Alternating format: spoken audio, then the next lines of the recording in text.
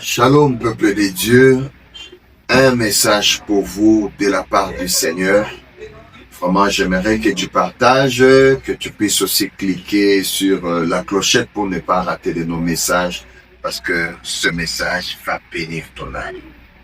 Nous disons un thème simple: l'identification à Christ dans sa résurrection.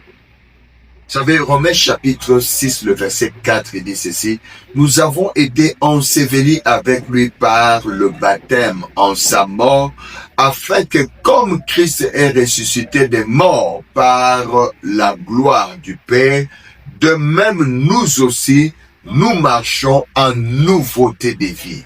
Alors, à la croix, Jésus-Christ est allé pour le monde entier, mais quand il est ressuscité, là, il est pour ceux qui croient en lui. Parce que l'évangile, c'est la puissance de Dieu pour le salut de ceux qui croient. Et la Bible nous dit, si par le baptême, nous sommes identifiés avec Jésus-Christ dans sa mort, au travers de sa résurrection, nous recevons maintenant l'identité d'une nouveauté de vie. C'est pour cela, en ce jour, nous célébrons la saison de la Pâque.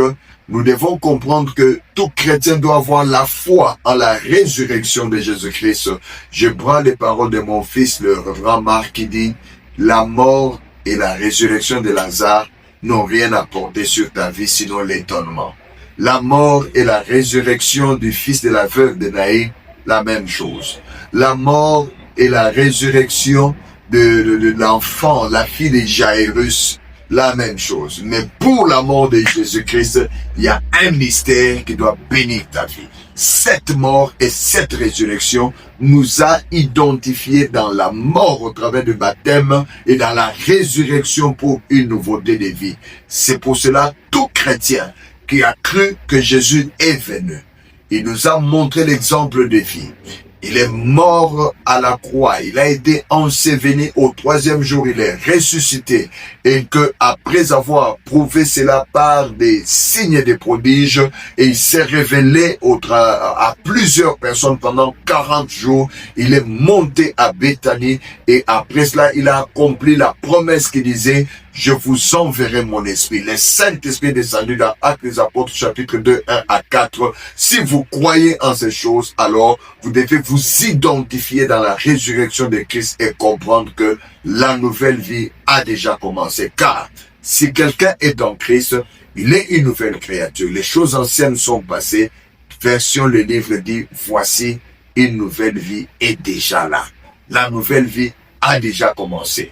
Je prie et je déclare la nouveauté de vie chez toi au nom puissant de Jésus. Tu crois en cette parole et tu t'identifies avec le Christ à sa résurrection, que tout se renouvelle. La force, la santé, le savoir, les finances, la spiritualité, que tout soit renouvelé en toi pour l'excellence au nom de Jésus. Amen.